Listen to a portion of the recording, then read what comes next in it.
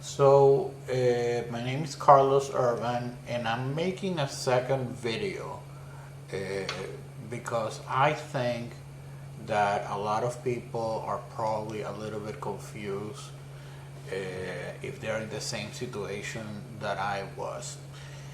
And this is really more for Nikon shooters, okay? So, I did a previous video which I called it PockettWizards Rant, and I realized, and this is kind of why I'm doing this, that it may not be PockettWizards' fault at all. I think they're trying to do their best, and I guess what made me upset is it seemed like they were forcing people to buy this new product and go to this e-release, which basically means that a lot of your older gear will not work. So let's start with what is it that I have, because what I have is maybe very different than what you have, and given the circumstances, then it may be a completely different situation. I can tell you that I spent almost all day watching every video I could find on this particular product, the Raven, okay? It's very difficult to find out, for example, if the Raven would work with my old PockettWizards. And I realized after a while that it won't.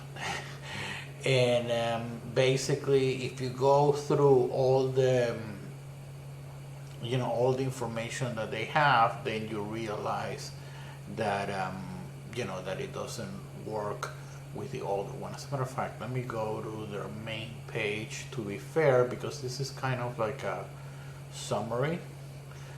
Okay, but here it is. The Raven can communicate with any PockettWizard that uses the e-release technology. It's compatible with the 3E, the Flex TT5, and the Power NC2 radios. If your PockettWizard radios have not been upgraded, you can learn more about it here. Okay, but this is where, you see, this is why they write things in a way, I don't know if it's on purpose or what, but they make things very confusing without having, with no need to be confusing. Just say what's compatible and what's not compatible. Okay, then it says, the Raven can trigger 2 different brands of remotes at the same time. So this is important. 2 different brands of remotes at the same time. So it could be PockettWizard, but only the, if you did the e-release or any of these brands, it will not work with the other one. So let's go over here. I think this is the part that I was looking for. Okay, good. I think they do a better job, I think, of all this. So first they put Nikon camera buddies, okay? So they say that perfect, shows everything. I have the D500, which is an older one, and the Z9 firmware 3.092 or later, which I assume that already has been released. Okay, so that's good. Compatibility of speed lights, all the 910 is the one that I have. But even the SB800, which I used to have, and the 700 and the 600, so most of the, I would say, anything that is less than, let's see, this was like 15 years ago, so it goes back a long way. Pro Photo, okay, so if you have Pro Photo, you're fine. This may be perfect for you.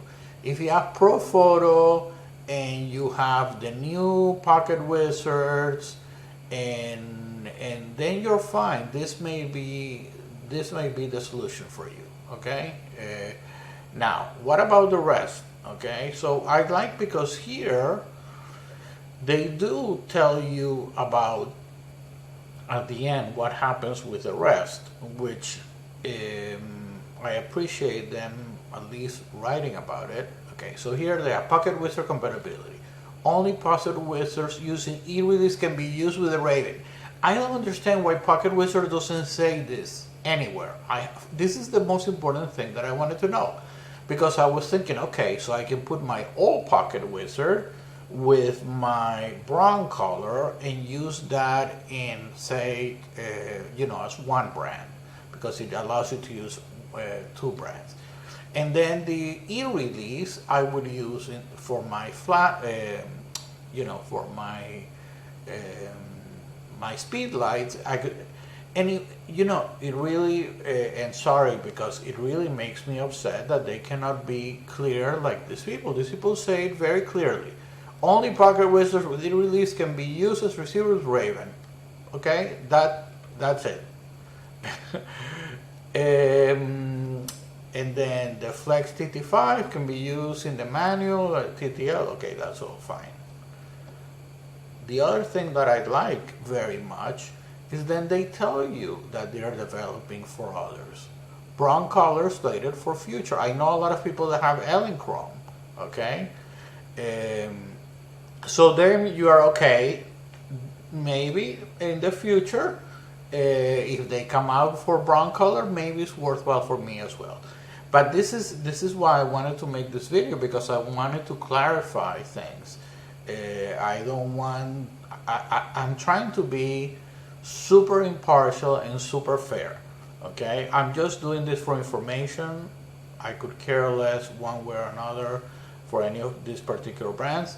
I'll be honest with you, I have been very loyal and very happy with PockettWizard until now. And I have videos where I show how to use the whole system. I have, and why is it that I'm not happy with them now? Because all of a sudden they did a release that I could potentially use with this, right? But it only works with the Flex TT5. It doesn't work with this. And there is another item that they don't show here. Let's see. Here. There is another item that is extremely important. It's called the AC3. This is what controls all of your lights. This is the equivalent of this. And this doesn't work with the e-release either, because this goes on top of anyway, it doesn't. There are two separations, three, because what happens is this cannot be updated either. You need to be able to update it. This cannot be updated.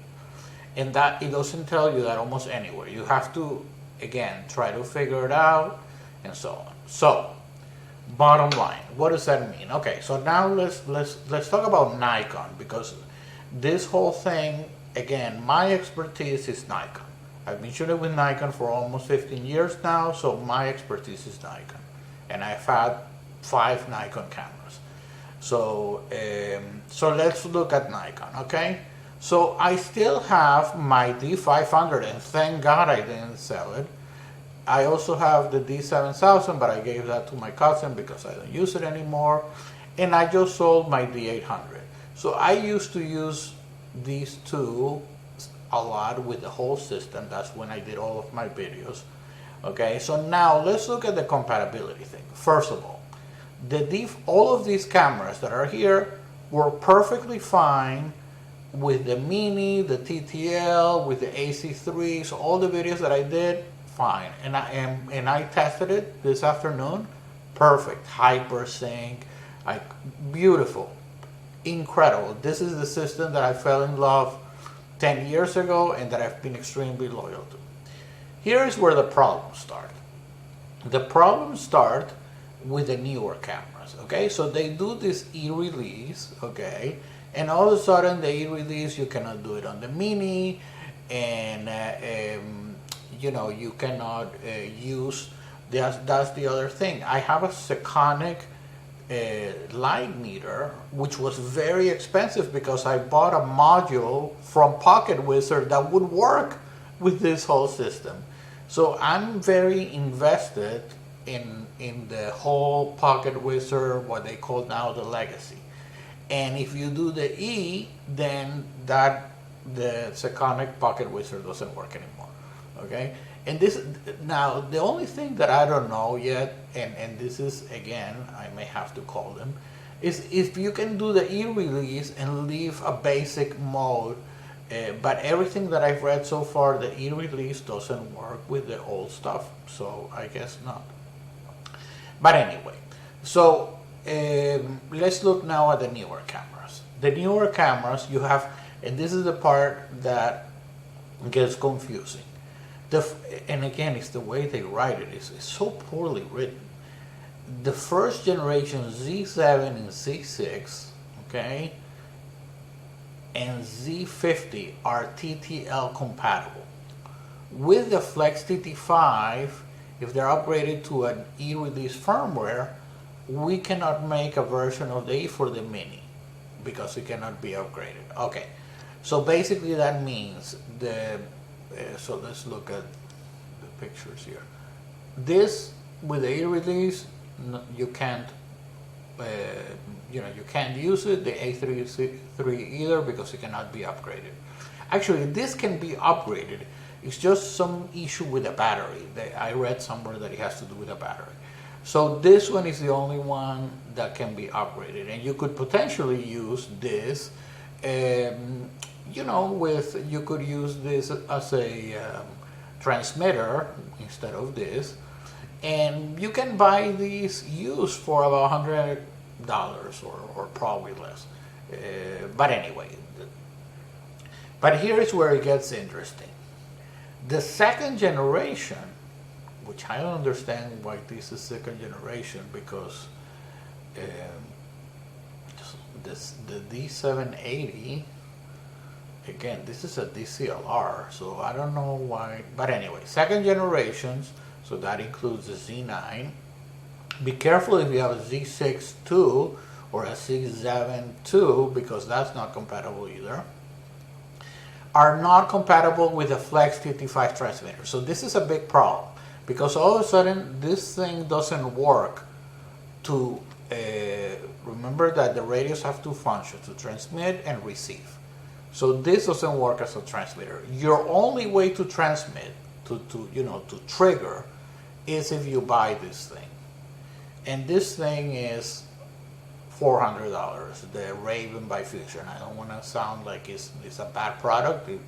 From everything that I saw on television, it's a wonderful product, but it's not something that I need, because it doesn't work with my strobes.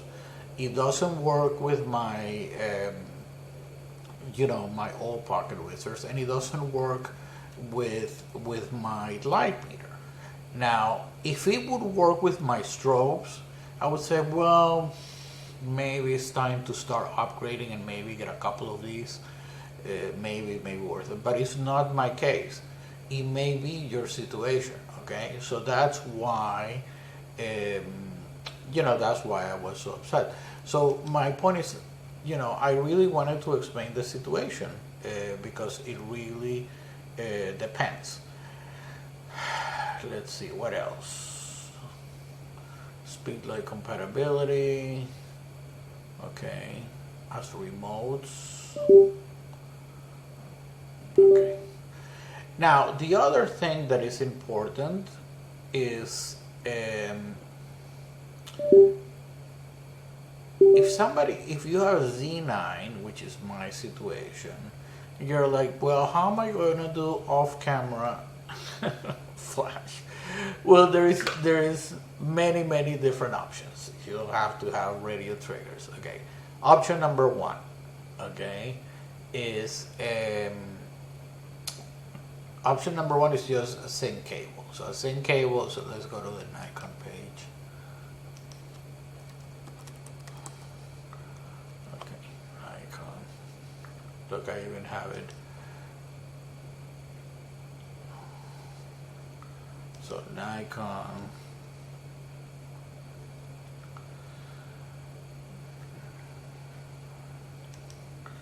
I understand how he never recognizes me.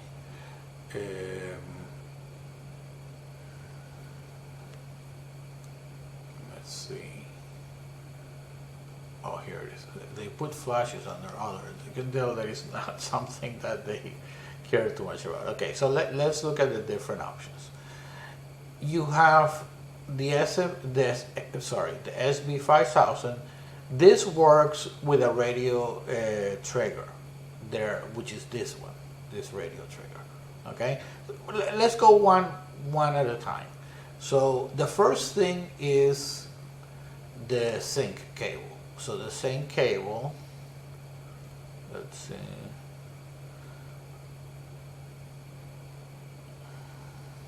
So let's look at the flash accessories.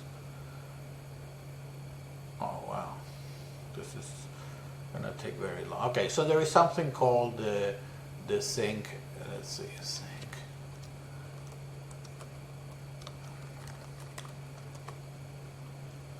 Looks like yeah. Okay. Just make sure that it's the one that works with the flash that you have, okay, and the camera that you have. But let's see, flash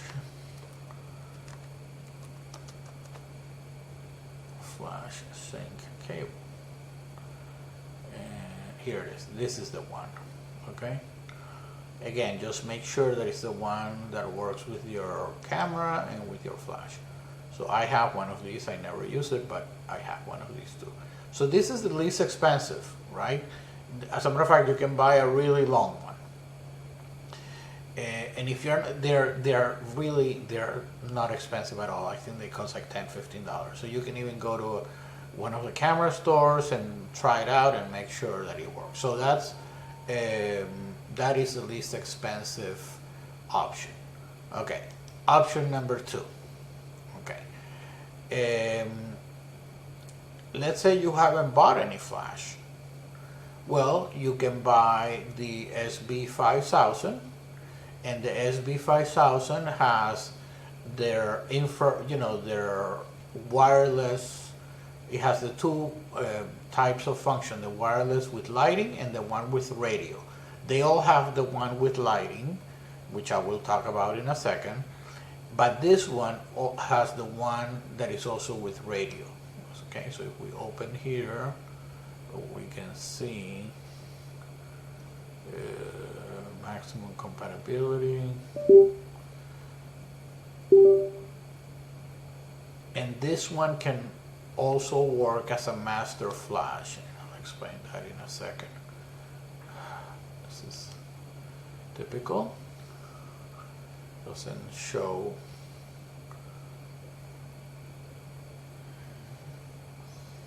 Here it is, radio control. Okay. Now you need to buy for your camera this adapter, the WRA10. Okay. Or so you need to find out for your camera, and you can call them to find out which is the one that goes with your camera. Okay, so you see now there, I guess they have different ones for different cameras. So one option is buy the radio triggers, but keep in mind that their radio triggers only works with this flash. Okay, this is the only flash that has that capability. Okay. The SB700, be careful with this flash, because this flash can work but not with radio, number one, and number two, it can only work as a slave. And this sounds, I know that, but that's the word it's called. So that means that you can control that you cannot use it to control other flashes with the regular system. The SB910, so let's do a search over the SB910 so you can see. Nikon, because they don't even sell it anymore. Okay, so, this is a good price.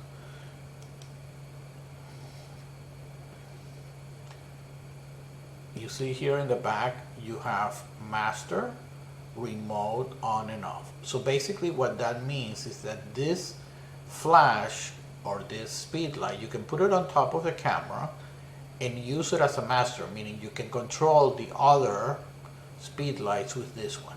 Okay, so that is, you don't need to make any investment. Now you can buy a separate master, which is not a flash, which I used to have. It's called the is it called? The Nikon. Here it is. SU800. Oops.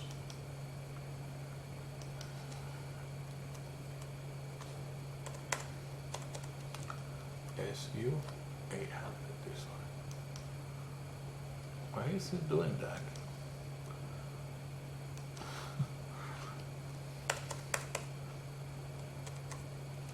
SU800. Well, here it is. Okay, the SU800 allows you to control your flash. Okay, so you see this has the same function as the 910 and the SB 9000, but if you don't want to spend you know, like $500, which is what the new flash would cost, you can spend $249 and just buy this, which allows you to control your flash. So this is the option. Now let me explain why is it that people like me sold this and switched to PockettWizards. The reason is because let's see, the reason is because there is something called the, you know, the light. So let me just show you again. If this, oh, here it is. If this thing here is blocked, they don't communicate. So I remember putting my flat, you know, obviously you use soft boxes and all sorts of things, and I had to keep moving this thing until it finally worked. And it was a pain in the neck, because imagine you're doing a professional shoot, you're doing a wedding or whatever, and the thing doesn't shoot.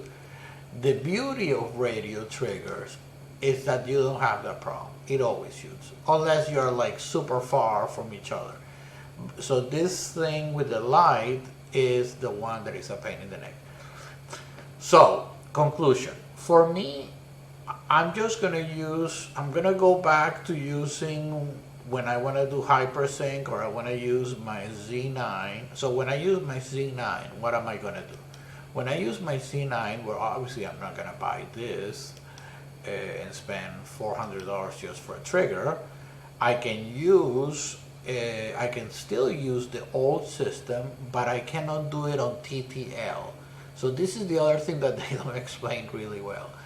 You can use what is called the basic mode. The basic mode is just a triggering system where you do all the settings to your flash manually. So you go to your flash and you put it higher intensity, lower intensity, and then to get the right exposure, you know, you can do it with a histogram in your camera, or do it, you know, based on what you see in the camera, or you can use a light meter.